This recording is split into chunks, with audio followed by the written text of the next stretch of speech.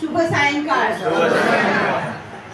कारण आपण भर दुपारी आलो आणि आलो ती सायंकाळच होती, परंतु अशा गरमागरमीत आपण आलो की ती दुपार होती आणि आता खरी सायंकाळ सुरू झालेली आहे.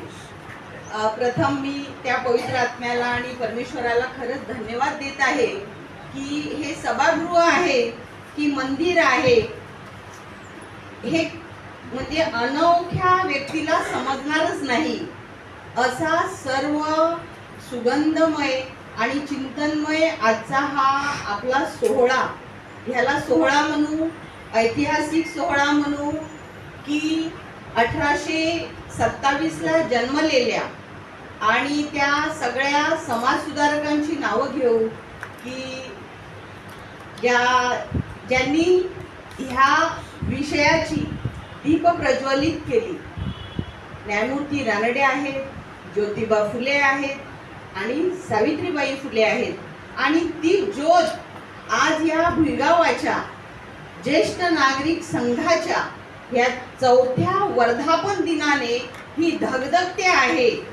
अशी धगधगणारी ज्योत पाहिल्यानंतर मला इतका आनंद झाला की ज्या गोष्टीसाठी अनेक वर्ष संघर्ष त्यांनी केला, जे समाज सुधारक, ज्यांनी शेणाचे गोळे खाल्ले, ज्यांनी शिव्या खाल्ल्या, जे लोकांच्या माराचे बळी पडले आणि त्यांची श्रद्धांजली खरोखर आज ह्या ठिकाणी समर्पित होत आहे. म्हणून मला खूप आनंद झाला. आजच्या ज्येष्ठ नागरिक संघटनेचे जे आपले चिरतरुण असे अध्यक्ष आहेत, मी त्यांना चिरतरुण का म्हणते, कारण अध्यात्माने त्यांना अंतर्बाह्य चिरतरुण ठेवले. बघा, त्यांच्याकडे पाहिल्यानंतर एक अनुभूती येते. आणि असे आपले ओपीस डाबरे सर, ज्या वेळेला ते माझ्याकडे पहिल्यांदा आले तर त्यावेळेला मी बोलली, सर आपण आलात तर माझं घर पावन झालं.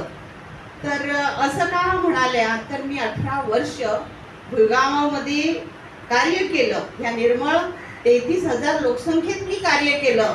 अनेकदा आम्ही भेटलो, परंतु तुमच्याशी मला वैयक्तिक भेटायचं आहे म्हणून आज तुम्ही माझं घर शोधत आलात.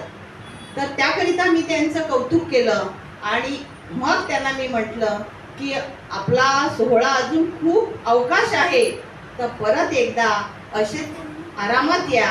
आणि मग दुसऱ्या वेळेला जेव्हा ते आले आणि ते मला बोलले, मी प्रसन्न झालो. सर मला माहिती नाही तुमची प्रसन्नतेची व्याख्या काय आहे, परंतु माझ्या साध्या गरीब खाण्यात सुद्धा आपल्याला स्वर्ग दिसला. म्हणून मला त्या पुलंच्या 2 ओळी आठवतात की माझ्या रेघोट्या तुम्हाला नक्षी दिसतात. तर कदाचित तसं काही घडलं असावं. मी साध्या घरातच राहते आणि एवढं त्यांनी स्तुती केली असं काहीही नाही आहे. त्यानंतर आजचे सचिव आपले आदरणीय श्री थॉमस डाबरे सर, आपल्या सर्वांचं मी कौतुक करते आहे. आणि आजचे आपले जे निमंत्रक आहेत, ज्यांना आपण म्हणतो शिक्षकांची पंगा कधी घ्यायचं नाही, ते शिक्षक बोलत होते ना, त्यांनी कशा कोपरखळ्या मांडल्या की नाही, बरोबर. सासूने कसं, सुनेने कसं, सासऱ्याने कसं, बरोबर ना. म्हणून त्यांना आपण म्हणतो की तो हाडा मांसाचा शिक्षक. आज मला आनंद होत आहे की आपण सगळे इतक्या प्रचंड संख्येने इथे आहात. आपण आमचा फार मोठा यथोचित सन्मान केला, परंतु मला असं वाटते की आमच्या ज्या काही आतापर्यंतच्या प्रवासात आम्ही इथपर्यंत कसे आलो हे जरी आपणाला सांगितलं तरी कदाचित आत्तापासून ह्या पुढे जे आयुष्य आपण जगणार आहात त्याच्यात आपल्याला एक जगण्यासाठी नवीन उमेद मिळेल. कारण आता मी बघते आहे की आता आपल्या हॉलमध्ये जी लोक आहात सगळे, माझे आई बाबा आपण, तर आपलं आता इतकं म्हणजे वय आहे की त्या वयामध्ये मी जे काही सांगणार आहे तर मला असं वाटते की आपल्याला असं वाटेल की कदाचित ही सुजाता ताई आम्हाला अजून 40 वर्ष अगोदर भेटली असती तर कदाचित आम्हाला अजून असं करता आलं असतं का बरं, असं कदाचित वाटेल. परंतु हरकत नाही, कारण आज मी तुम्हाला सरांनी त्यांच्या वेगळ्या शैलीतनं तुम्हाला मार्गदर्शन केलं, परंतु मी माझ्या आरोग्याच्या शैलीतनं तुम्हाला मी काही सांगणार आहे की प्रत्येकाला जीविताचा हक्क आहे, जगण्याचा हक्क आहे आणि आनंदी जगण्याचा हक्क आहे.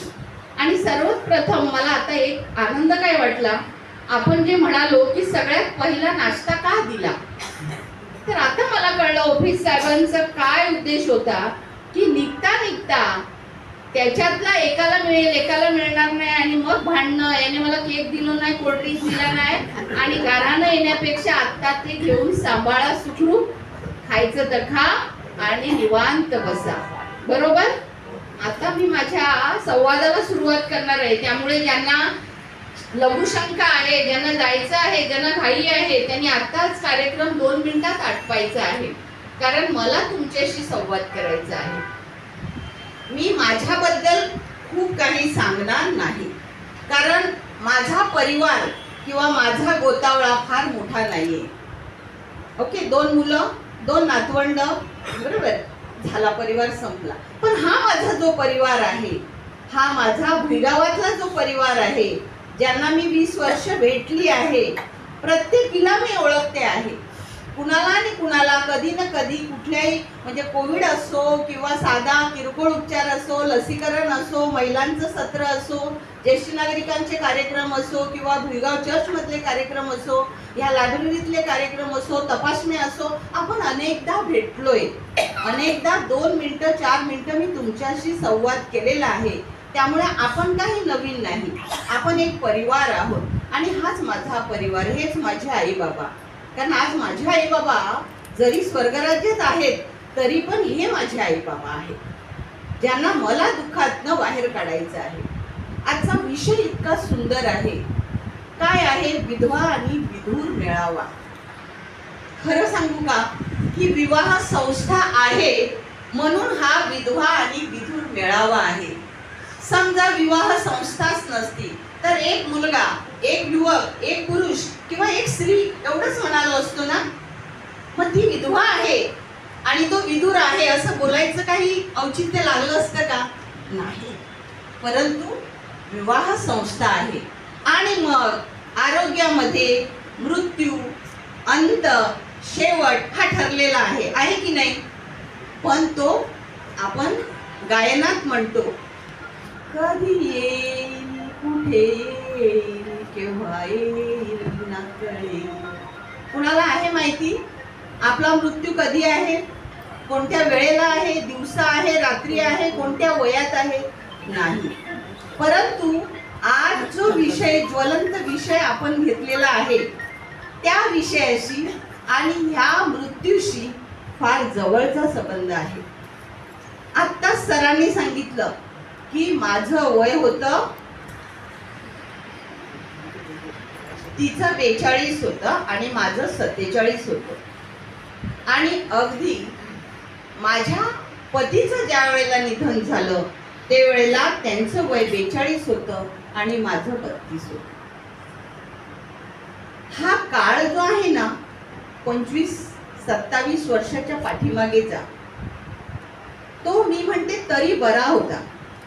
परंतु आपल्यापैकी ज्या आहेत ना काही, ज्यांनी 40-50 वर्षापूर्वीचा जो कालखंड आहे, जेवढा काळ तुम्ही मागे जाल ना तेवढा तो काळ तो भयानक होता आणि तो चांगला पण होता, तोही मी नंतर शेवटी सांगेन. तो भयानक कसा होता? ज्या वेळेला एखादी मुलगी ती विधवा व्हायची, जेव्हा ती माहेरी काही कार्यक्रमाला यायची, एखाद्या लग्नाला यायची, तर ती आपल्या माझघरात चुलीखाली कुठेतरी आडोशात बसायची. बरोबर आहे? ती मांडवात यायची, चुलीखालची मांजर. जुन्या वळणातल्या महिलांना अजूनही माहिती आहे. आणि तो जावई त्यावेळेला ज्याची बायको नाही, आपल्याला सासूरवाडी स्वागत करायला आलाय तर त्याला ताट पाट वाटी द्यायला तो त्या मांडवाखालचा, बरोबर, एक प्राण्याचं नाव देऊन त्यांची अवहेलना व्हायची. पण तो काळ आता राहिलेला नाही. तो काळ राहिलेला नाही, परंतु ते दुःख, त्या वेदना, ते संघर्ष, ती आव्हानं आज पण आहेत. आता आपण ह्या विधवा आणि विधूरचं वयोगटानुसार कसे बदल होतात बघा. साधारणतः लग्न 25-30 होतं, बरोबर. 30 झाल्यानंतर 40 ते 45 मध्ये जो पुरुष किंवा जी महिला अकाली जाते, अपघात होतो, आजार होतो आणि ज्या वेळेला जाते त्यावेळेला काय स्थिती असते माहिती? त्यावेळेला त्यांची मुलं लहान असतात, बरोबर. त्याची मुलं लहान असतात, तिची मुलं लहान असतात. काल परवा मृत्यू झालेलं बघितलं ना आपण, अपघाती मृत्यू. ती किती कोवळी मुलं होती, सगळ्यांनी YouTube व्हिडिओ बघितले ना, रडायला आलं ना. त्यांच्या पुढे जर तो पुरुष राहिला असेल आणि जर ती बाई राहिली असेल तर त्यांच्या पुढे आव्हान असते की ही 2 लेकरं कशी वाढवू, ही 2 मंदिरं मी कशी वाढवू, मी माझ्या पोटापाण्याचं काय करू. त्याच्यामध्ये पण घटक आहेत की एक तर ती शिकलेली आहे, बरं शिकलेली आहे तर घरातच आहे, किंवा तो घरातच आहे, किंवा ती नोकरी करते आहे, किंवा तो नोकरी करतो आहे, किंवा एक तर ती शिकलेलीही नाही आणि ती नोकरीही करत नाही. अशा महिलांच्या वाट्याला जे दुःख येतं ते वेगवेगळ्या थरात वेगवेगळं येतं. आता जो नोकरी करतो त्या मुलांचं पालन पोषण करायचंय, त्याला नोकरीला जायचंय. मी होती, मलाही नोकरीला जायचं होतं, ती 2 मंदिरं बांधायची होती. मुलगा होता 3.5 वर्षाचा, मुलगी होती 6 वर्षाची. माझ्या पुढे आव्हान होतं, मला खूप मोठं आव्हान होतं की मी आता काय करू. मी इथून भाईंदर घोडबंदर त्या ठाण्यापर्यंत कशी जाऊ, त्या खेड्यापाड्यात कशी जाऊ. काल परवा मी उडणारी बागडणारी, आता मी विधवा झाले. मला त्यावेळेला काळ्या साड्या माझ्या सख्या घरातल्या नात्यातल्या लोकांनी आणून दिल्या की आता तू ह्या नेस, हे गाऊन घाल, तुझे कपडे नको घालू.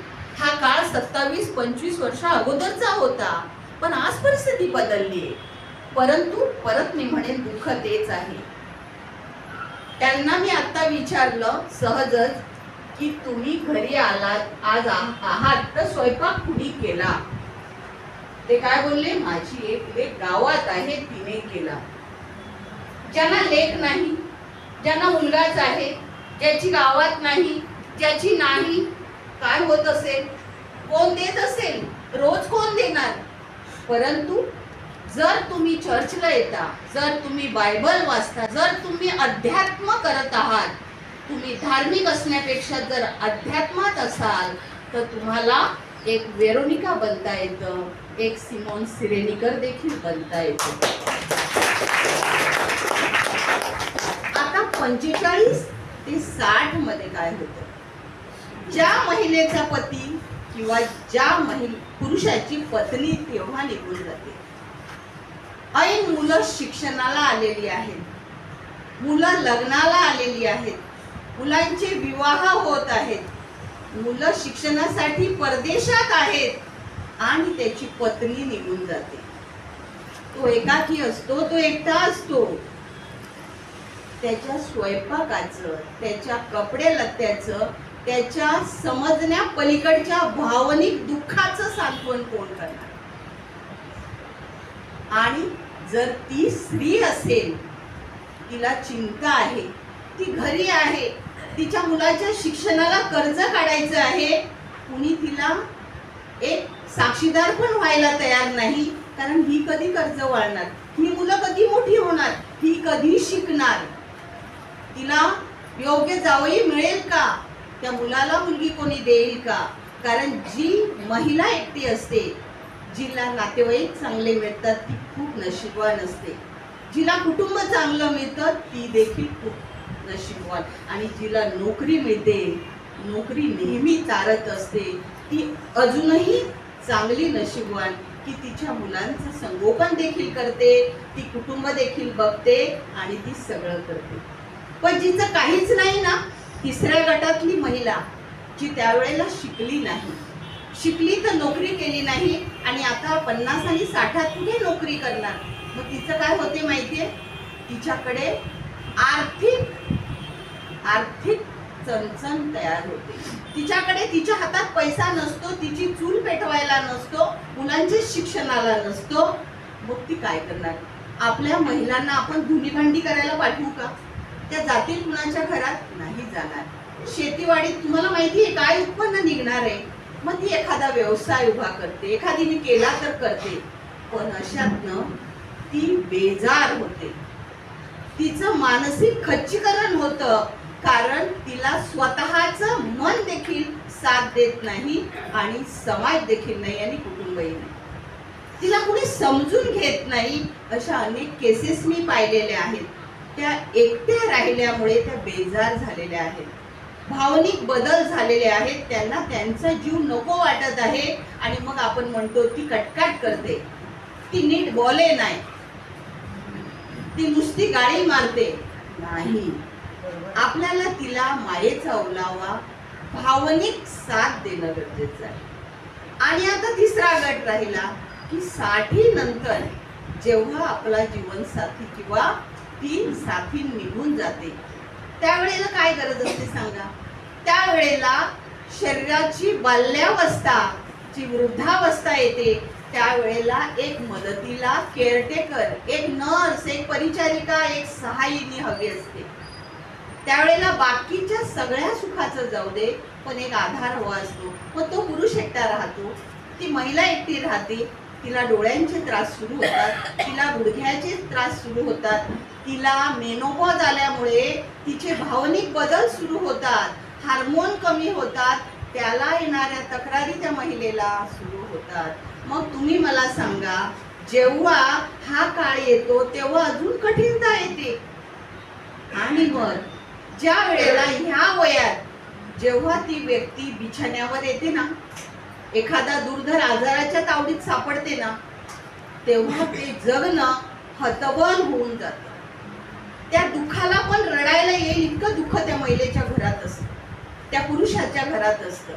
त्याला कोणत्याही वेळेला काहीही कळत नाही, कुठे जायचं कळत नाही, घरात कोणी आणून दिलं तर दिलं, नाही दिलं तर दिलं, एकटाच असतो. आणि अशासाठी किती संघटना काम करतात मला सांगा?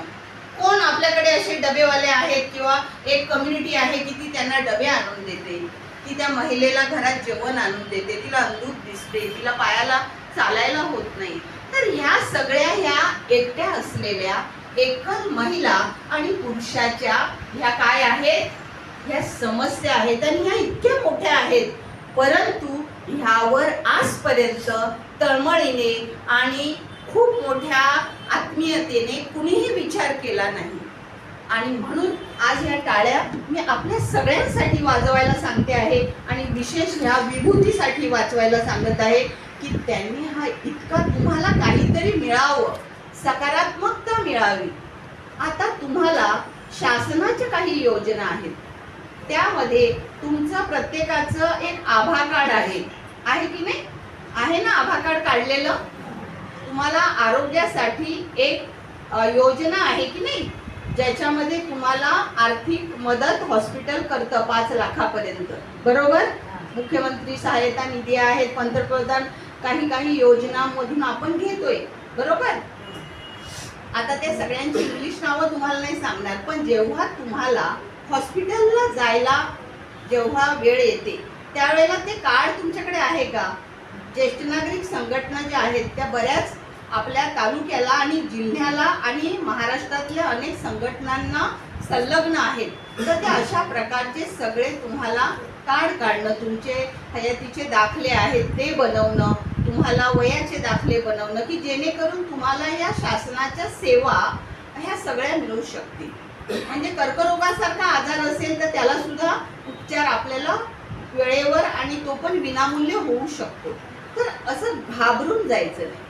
कोणता आजार आला ना तर तुम्ही पटकन घाबरता, साधं डोकं दुखायला लागलं किंवा पाय दुखायला लागले, घाबरू नका.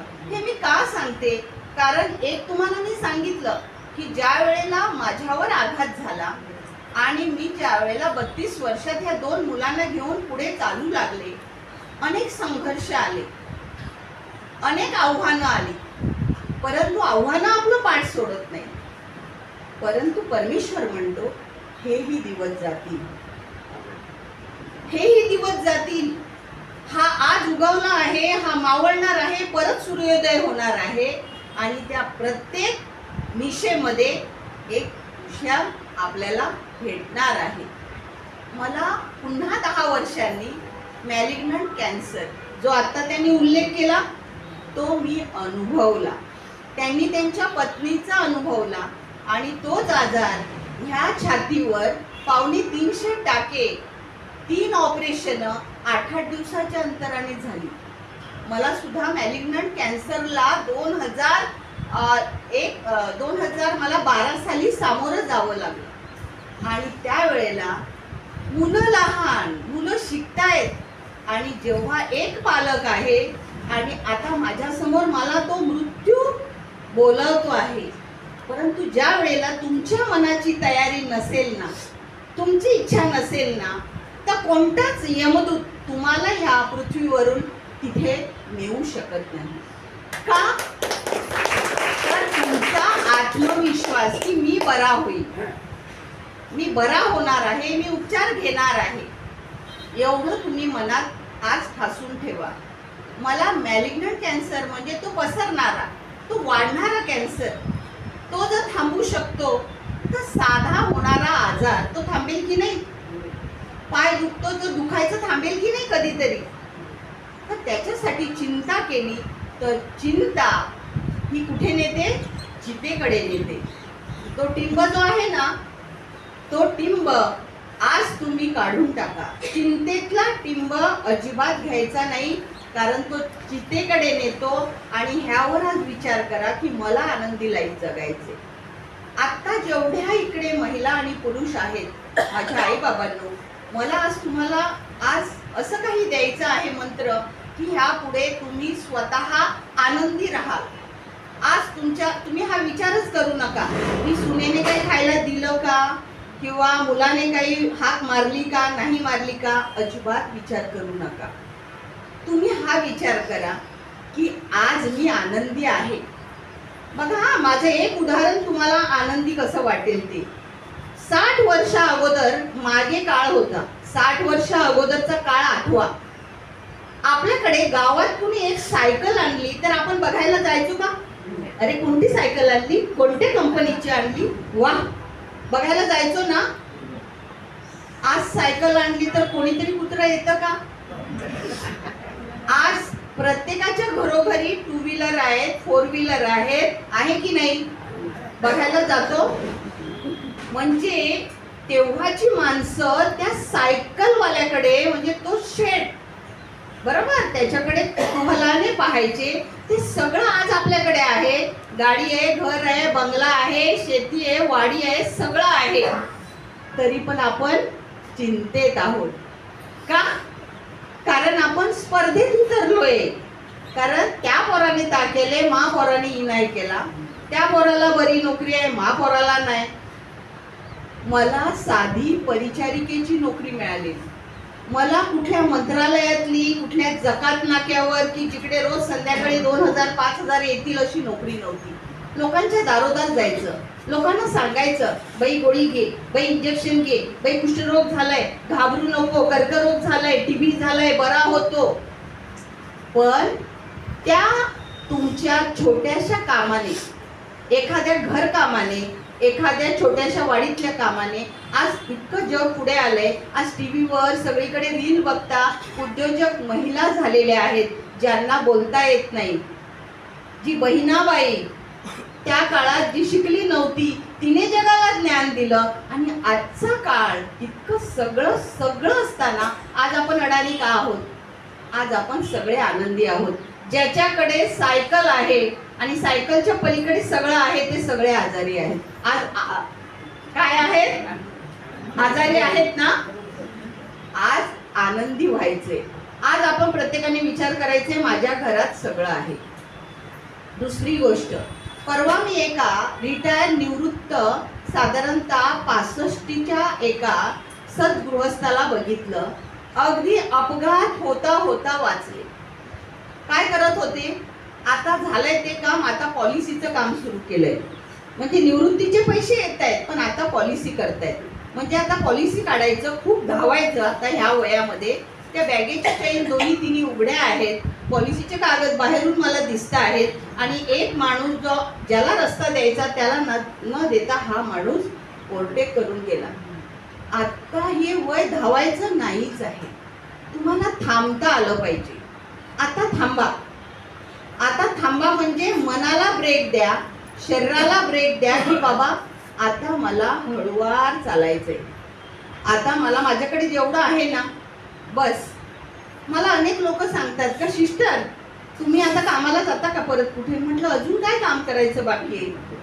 नाही म्हणजे नोकरीला. तर म्हटलं मी नोकरीला जात नाही, कारण मला जे काही 20, 25, 30 हजार मिळतात ते माझे संपतच नाहीत. ते खाऊन पिऊन वाटून उरतात अजून.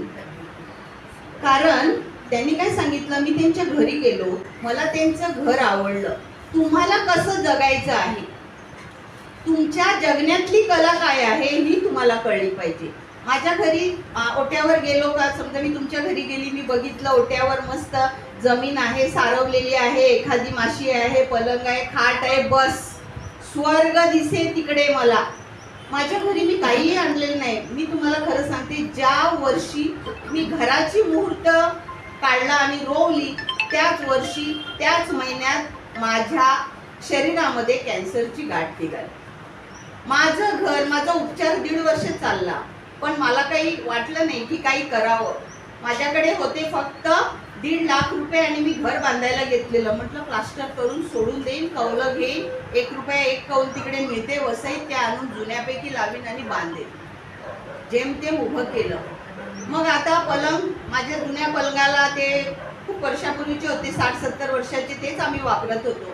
तो प्लाय निघाला होता, तर मी म्हटलं अरे हे आता फारच निघालंय, कुठे टोचेल, मुलांना लागेल, तर करायचं काय. आता घराचं काम झालं तर भंगारवाल्याला शोधलं, आणि भंगारवाला 1-2 भंगारवाल्याला म्हटलं अरे कुठे टाकलेला पलंग वगैरे आहे का? तर मला म्हटलं है जुना दो है. तर म्हटलं कितना? तो बोलते 500 रुपये लेगा. तर म्हटलं ठीक आहे. त्याला 500 रुपये दिले आणि 2 पलंग आणले. आज ते 5 लाख रुपये किमतीचे आहेत, साहेब म्हणतात. आता मी कचऱ्यातनं आणलं, ते तुम्हाला सगळं सोनं वाटते, त्याला मी काय करू? मी सगळं टाकाऊ आणलंय, काहीही नवीन नाहीये. साहेब माझ्या घरी आले होते. खरी गोष्ट, आता तुम्ही मँगलोरी कौलं आणि त्या जिंदालची कौलं आणि काय काय वापरता. मला कोणीतरी सांगितलं तिथे कोर्टाच्या पलीकडे कोर्टाची जुनी कौलं काढून टाकलेली आहेत आणि त्याला आपण 1 रुपये 1 कौल. तर म्हटलं ठीक आहे. 2 माणसं आणली, घासली, कलर मारला, मेकअप केला, झाली नवी. आज ती कौलं गळत पण नाही आणि एकदम सुशोभित अशी दिसतात. माझ्याकडे जागा नाहीये गार्डन करायला, तर आता काय करायचं? 4 बिया टाकल्या, म्हटलं वेल तरी होतील. ते वेलाचा असा मांडव झालाय तर ते म्हणतात गोळ्यात चिरल्यासारखं वाटतं. आता माझ्याकडे जागा नाही म्हणून मी तो पर्याय शोधला. त्याच्यात त्यांना आलं लक्षात. अशा गोष्टी आहेत. म्हणजे मला स्लॅब टाकायचं नव्हतं, पैसेच नव्हते ना. म्हटलं चला कोणीतरी एक वाशे फळ्या काढलेल्या आहेत ते जाऊन आणू. आणल्या, पक्क्या घासल्या, त्याला दिला रंग मारून आणि ते दिलं. तर मला म्हणे पोटमाळ भारी झालाय. आता काय तुम्हाला सांगू की मी जे काही टाकाऊत ना आणलं ते टिकाऊ होतं, सोनं होतं. पण त्या सोन्याची ओळख आणि पारख तुम्हाला झाली पाहिजे. माझ्या पुढे बसलेले आपण सर्व सोन्याहून किमती आहात. हे तुम्ही एक ग्रंथ आहात. मला असं वाटते रोज एका महिलेबरोबर बसावं आणि तिच्या जुन्या आठवणींना उजाळा द्यावा. तिच्याकडे असलेली संपत्ती घ्यावी. त्यावेळेची ती मरणाची गाणी वेगळी. मरणाला एक आलाप असायचा. मरताना ती गाणं बोलायची महिला त्या तिच्या पुरुषाच्या पतीच्या जाण्याच्या वेळेला, तर पूर्ण सगळे लोक रडायची की नाही. आता रडणाऱ्या स्त्रियाच गेल्या. कोण रडणार? लग्नाला गीत गायच्या. आमची दादाई बोलायची गेला तू आई. मला रडायला यायचं की ही अशी गाणी का भावंडांना बोलते. मला रडायला यायचं, मला झोप यायची. म्हणजे ह्या सगळ्या गोष्टी तुमच्यात आहेत. तुम्ही खूप मूल्यवान आहात, सगळे मूल्यवान आहात. आज कार्यक्रम जो आहे, हा सोहळा हा तुमचा आहे. ह्याचा अर्थ काय माहितीये? तुम्हाला कळालेला आहे की मृत्यू येणार आहे. जसं आम्हाला ज्याच्यातनं संघर्ष करून जावं लागलं एक ना एक दिवस कोणत्या तरी अभागी व्यक्तीला जावं लागणार आहे. आपण कुणीही इकडे चिरकाळ नाही आहे. त्यामुळे सरांनी तुम्हाला वेगळ्या दृष्टीने सांगितलं, ज्यांना जोरात बोलायचं आहे की ओरडून बोलायचे, गप्प बस, जाऊ नको, खाली बस, त्यांनी समजा तुम्हाला रक्तदाबाचा त्रास पाहिजे असेल तर जोरात बोला, ब्लड प्रेशरची गोळी खायची असेल तर ओरडून बोला, नाहीतर आपलं भे खाला, जाय तडे ये तडे. त्यांना वाटलं पाहिजे का हा शांत कसा झाला, ह्याचं बटन कोणी आज कमी केलं. घरी गेल्यानंतर कळलं पाहिजे तुमच्या परिवारात की आज हा शांत का झाला, कारण ती शांती तुम्हाला फायद्याची असणार आहे. आता मोबाईल आहेत, प्रत्येकाकडे आहेत, छान 7, 8, 9 वाजेपर्यंत बघा, पण रात्री 11, 12, 1 पर्यंत अजिबात बघू नका. कारण ज्येष्ठ नागरिक म्हणून मी तुम्हाला एक सल्ला देते.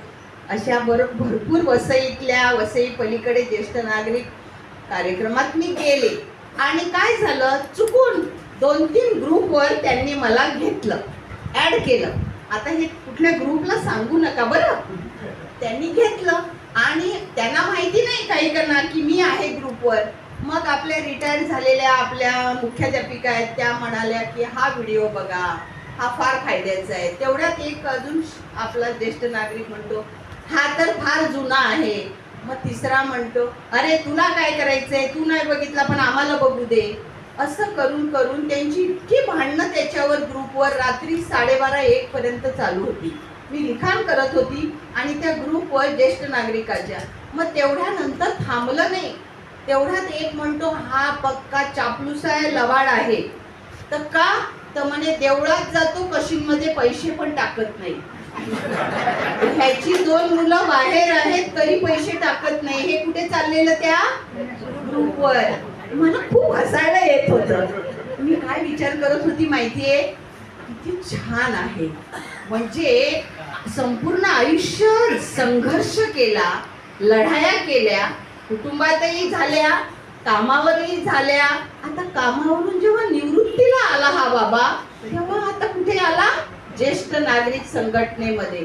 मग तो म्हणतो त्याला, तू तुझं बघ ना, तुझी मुलगी नांदली नाही आणि तुझ्या घरी आणून ठेवली ती.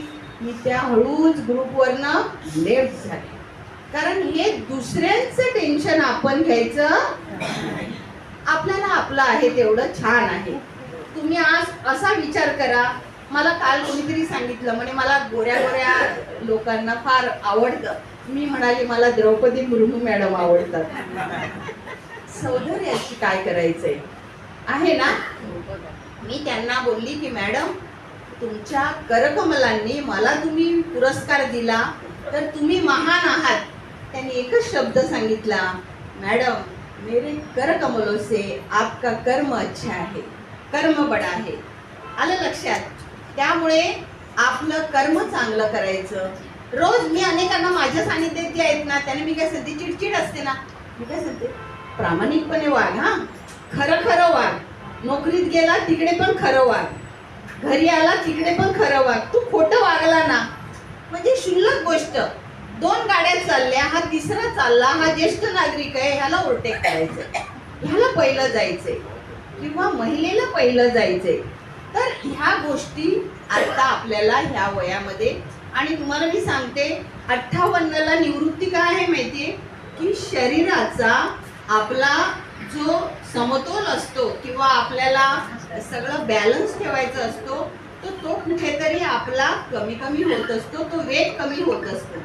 म्हणून तेव्हा लायसन काढायला जायचं नाही की मला आता स्कूटर चालवायची, अजिबात नाही. कारण तेव्हा मी चालवली नाही. आता म्हणजे निवृत्ती आली ते मान्य करा. कुठल्याही कागदपत्राची पिशवी घेऊन सकाळपासून संध्याकाळपर्यंत फिरू नका. तुम्ही शेतकरी आहात, शेतीत पाय मातीला लागले, तुम्ही आजारपणं तुमची कमी होतील.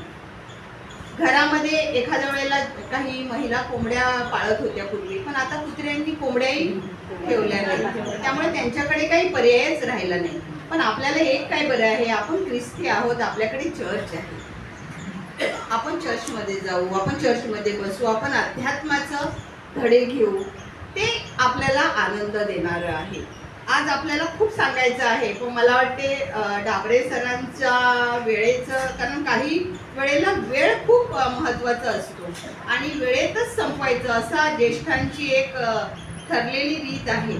तर अगदी शेवटी मी तुम्हाला जाताना एक सांगेन की आपलं जे आयुष्य आहे ना, फक्त एक लक्षात ठेवा, आपलं आयुष्य हे दुधासारखं आहे. दुधाला पूर्ण ब्रह्म म्हटलेलं आहे. दूध लहान बाळ, तान्ह बाळ पण पितं आणि जो पॅलेटिव्हवर आहे, म्हणजे जो रुग्णशय्या, त्याची जो रुग्ण असा आहे बेडवर, तोही दुधाने जगतो. तर ह्या दुधाचा एक गुणधर्म आहे की तो तुम्हाला चिरकाळ जिवंत ठेवतो. तो तुम्हाला योजनेबद्दल बोलते 2 मिनिटं, पण मध्ये त्यांना तो का सांगते की दुधाचं गुणधर्म आहे की आता तुम्ही उकळवलं, सकाळी उकळवलं, संध्याकाळी दिवसभर तुम्ही त्याचा वापर केला तर ते एक दिवस चांगलं बाहेर राहतं, पण दुसऱ्या दिवशी खडे होतात, खराब होतं ना. पण जर आपल्याला ते दही करून पाहिजे असेल तर आपण 2 दिवस वापरतो ना, विरजण लावलं तर, म्हणजे अजून त्याला टिकवलं, बरोबर, घुसळवलं, ताक काढलं, पण त्यालाच आपण लोणी काढलं. समजा त्याचंच आपण ताकातनं लोणी काढलं त्या दह्याचं, आणि त्या लोण्याचं जर आपण तूप बनवलं तर तूप किती टिकतं? वर्षानुवर्ष टिकतं, बरोबर, अनंत काळ टिकतं. जसं तुम्ही ठेवाल, साठवाल तसं आपलं आयुष्य अगदी त्या दुधाप्रमाणे आहे. तर त्या दुधाचं दूधच ठेवायचं, दही करायचं की त्याला तुपात कन्वर्ट करायचं, हे आपण ठरवायचं आहे. अनमोल आहे. तुम्ही चिंता करू नका आणि चिंतेमध्ये हे आनंदी जीवन घालवू नका. कारण जर तुम्हाला दुःख बघायचं असेल तर टाटा हॉस्पिटलमध्ये जा, एक राऊंड मारून या. कसे वेदनेत आहेत, जे जे हॉस्पिटलला जा, KEM हॉस्पिटलला जा, कुठल्याही हॉस्पिटलला जा, घरी आल्यावर तुम्हाला बरं वाटेल की मी बरा आहे. तुम्हाला हे सगळं सांगण्यामागचा उद्देश काय माहितीये? एकच, की ज्या वेळेला स्वामी विवेकानंद असे तेव्हा कसं गुरुकुलामध्ये शिक्षण द्यायचे ना, तर त्यांचे जे गुरु होते रामकृष्ण परमहंस, तर ते त्यांना गुरुकुलात भरपूर रोज शिक्षण राहून शिक्षण, तर शिक्षण एवढं झाल्यानंतर त्यांना वाटलं गुरुला की ह्या शिष्याला काहीतरी मंत्र द्यावा, ह्याला काहीतरी चांगलं सांगावं की बाबा तुला मी आज मंत्र देतो आहे, तुझं आयुष्यात कल्याण होईल. आणि त्यांनी त्यांना बोलवलं आणि सांगितलं की बाळा, तुला मी एक मंत्र देतो आहे, पण हा मंत्र तुला फायद्याचा होणार आहे, ह्याने तुझं भलं होणार आहे. आणि गुरुने शिष्याला तो मंत्र सांगितला आणि शिष्य खूप आनंदी झाला. पण काही माणसं अशी असतात की जीवनामध्ये त्यांना स्वतःच्या भल्यापेक्षा इतरांच्या भल्याचंच पडलेलं असतं, आणि मग तो काय करतो बाबा, तो गावात जातो, एका उंच मंदिरावर चढतो कळसावर आणि लोकांना सांगतो या या या या या, तुम्ही पण या, तुम्ही पण या, तुम्ही पण या. तर म्हणे काय, म्हणे आज तुम्हाला मी अशी काही गोष्ट सांगणार आहे, असा मंत्र सांगणार आहे की तुमचं आयुष्यभर कल्याण होणार आहे. आणि तो मंत्र, गुरुने दिलेला एवढा मोलाचा मंत्र, तो सहज सांगून टाकतो. अख्खी लोक ऐकतात आणि जातात, पण त्या गुरुला कानोकान खबर लागते आणि ह्याचं कान ओढण्याकरता गुरु ह्यांना बोलवतो की तुला मी काय सांगितलं होतं, की मी जो तुला मंत्र दिला त्याने तुझं भलं होणार होतं ना, मग तू इतरांना कशाला सांगितला? तर त्याने काय स्मित हास्य करून एकच सांगितलं की गुरुजी, ज्या मंत्राने माझं एकट्याचं भलं होणार होतं, तर जर सगळ्यांचं भलं होणार असेल तर तो मंत्र त्यांना सांगितला तर काय झालं. म्हणून हा मंत्र त्यांच्या तोंडून आणि माझ्या तोंडून तुम्हाला सांगण्याचा हा अट्टहास आहे. बाकी आम्हाला अगदी तुम्ही तुमच्या कुठल्या जीवनातला कुठलाही प्रसंग आहे, काही आहे, कधीही वाटलं आम्ही समुपदेशन करू, तुमचं दुःख कमी होईल, तुम्हाला बरं वाटेल. परंतु आजपासून दुःखी कधी राहू नका. 2 वेळेच्या गोळ्या घेता, 4 वेळेच्या घेता, त्या घ्या, त्यांनी काही होणार नाही, गोळ्या बंद करू नका, मीठ कमी खा, साखर कमी खा, मैदा कमी खा, तेल कमी खा, सगळं कमी खा आणि कमी बोला. झालं.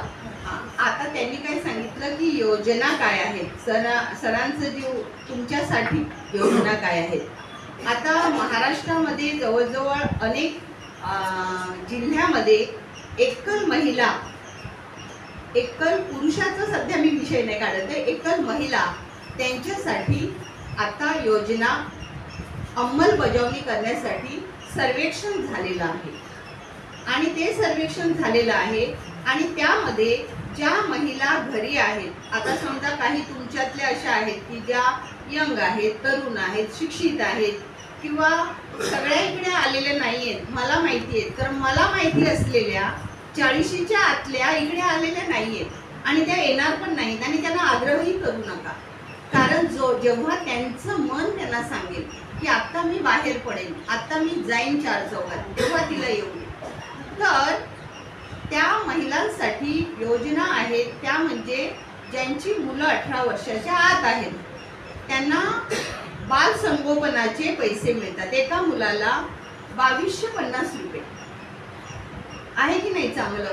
म्हणजे ज्या महिलेला जिचं मूल लहान आहे, आपल्या शेजारी आहे, पाजारी आहे, तिची नाव नोंदणी जर केली तर तिला ते त्या मुलांच्या 18 वर्षापर्यंत मिळणार आहे. आणि ज्या महिला आहेत त्यांना 1500 रुपये तुम्ही घेता का निराधार योजनेतले? नाही. संजय गांधी निराधार योजनेचे 1500 रुपये प्रत्येक महिलेला, तिचा तो हक्क आहे, तिला ते मिळायला पाहिजे. ओके. आता आम्ही काय केलेलं आहे, आपल्या जिल्ह्याला कलेक्टर आहेत, CO आहेत, शिक्षणाधिकारी आहेत आणि उमेद जे आपले महिला बचत गट आहेत, मावीम आहेत, त्यांच्याकडून त्या महिलांना काही निधी मिळतो. तिला काही घरात काही उद्योग करायचे आहे, काही टेलरिंग करायचं आहे, काही चक्की बसवायची, तर ते सगळं कर्ज देतं. अशा सगळ्या योजना आहेत. तर त्या योजनांची जी PDF आहे तर मी सरांना पाठवीन.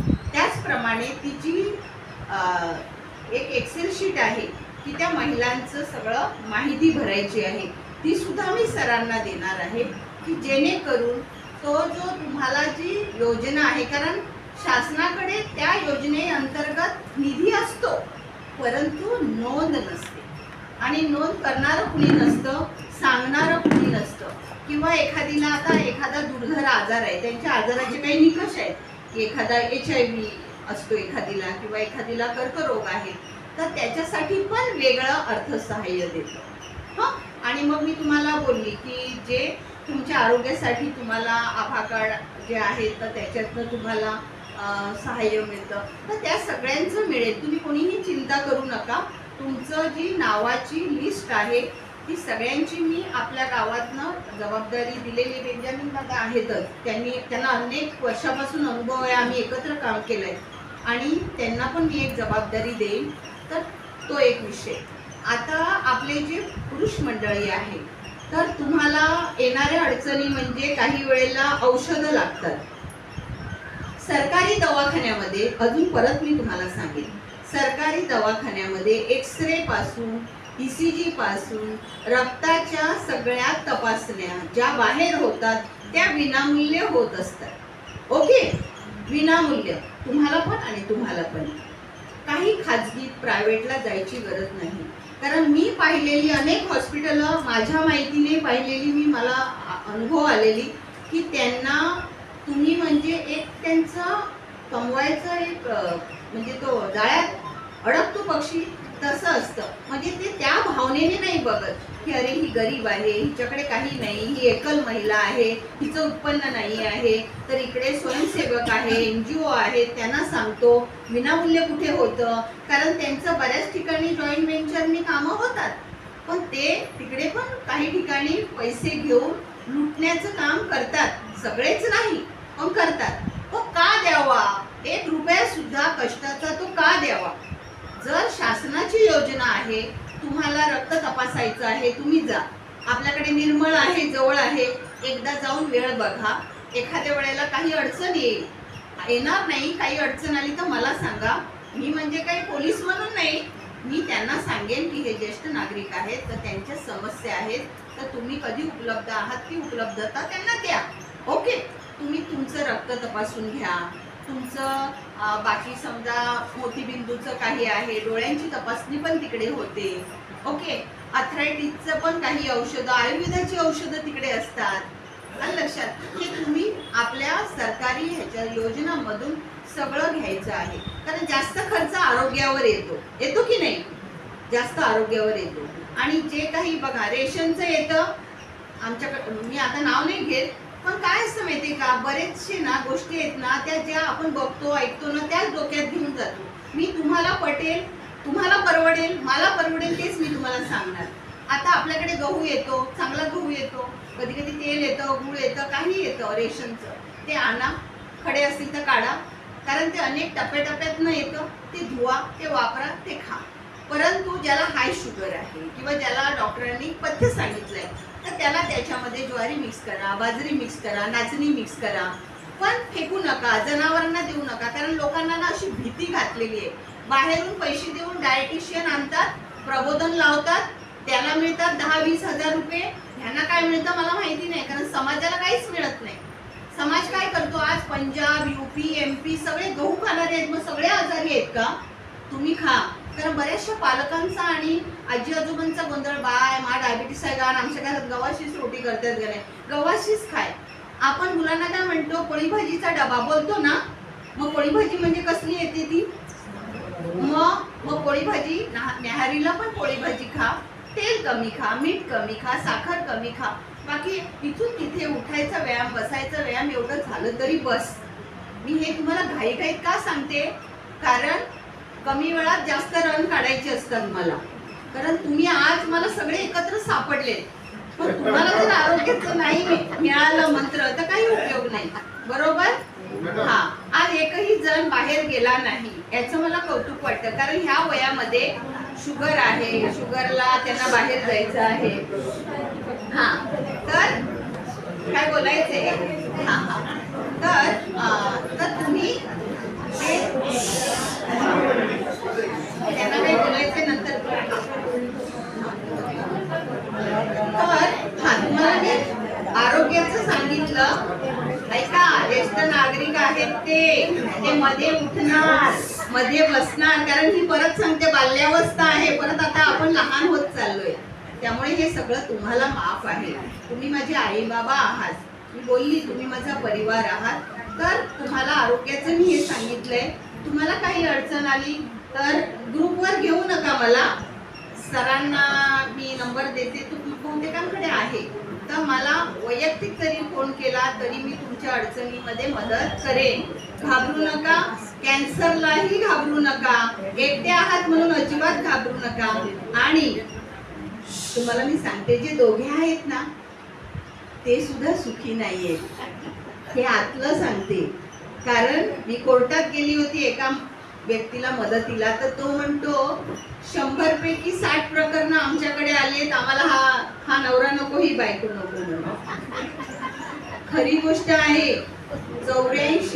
84 वर्षाचा, मी आता परवा लेख वाचला पेपरमध्ये, मोठ्या पेपरमध्ये, आणि कोणत्या एका मोठ्या चॅनलने त्यांची मुलाखत दाखवली. 84 वर्षाचा वृद्ध आणि ती जवळजवळ 75 वर्षाची महिला, ती म्हणाली घटस्फोट हवाय. ती म्हणाली मला ह्याच्यापासून घटस्फोट हवाय. ऐका, तुम्ही आता आठवलं की सांगते मी, दिशा दशक की कशात तरी तो त्यांचा व्हिडिओ पाहिला, तर मला ह्याच्यापासून पाहिजे. तर एवढी वर्ष तिला विचारलं की का, म्हणजे तुम्ही, मला वाटतं ते दोघं पण सुखी नाहीयेत का? की ती म्हणते मी ह्याच्याशी लग्न केलं, माझ्या आई बाबाला सोडून मी एवढ्या लांब आले, ह्याच्याशी लग्न केलं, चांगला संसार केला, 2 मुलं जन्माला घातली, मुलांना वाढवलं, मुलांना शिकवलं, त्यांना नोकऱ्यांना लावलं, नातवंड झाली, सगळं चांगलं आहे, आणि आता आम्ही दोघंच ह्या घरात राहतो. मग भांडण कसलं?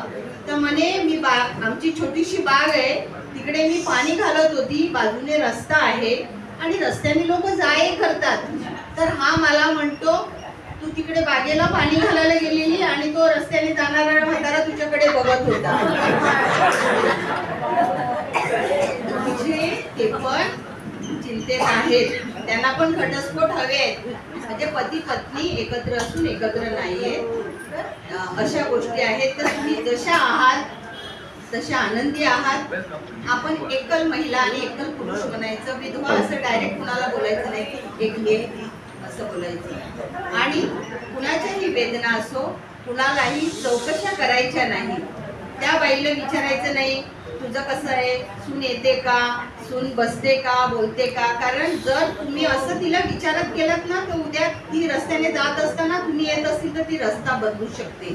कारण तिच्यावर आघात झालेला आहे आणि तुम्ही तोच आघात पुन्हा पुन्हा करता. तिच्या दुःखाचं त्याच्या दुःखाचं कारण बनू नका. मला थांबण्यासाठी आहे. कारण पुन्हा देशपांडेंनी सांगितलेलं, माझा जोक आवडला तर एक टाळ्या वाजवा आणि मला थांबवायचं असेल तर खूप वाजवा. तर मला असं वाटते की ही रम्य सायंकाळ तुम्हाला काहीतरी देऊन गेली असेल. दिलं का काही? हा दिलं असं प्रत्येकांना तुम्ही जाऊन सांगा. निरोगी राहा, छान. जय वसुंधरा. आणि सगळ्यांना आजच्या दिवसाच्या खूप खूप शुभेच्छा.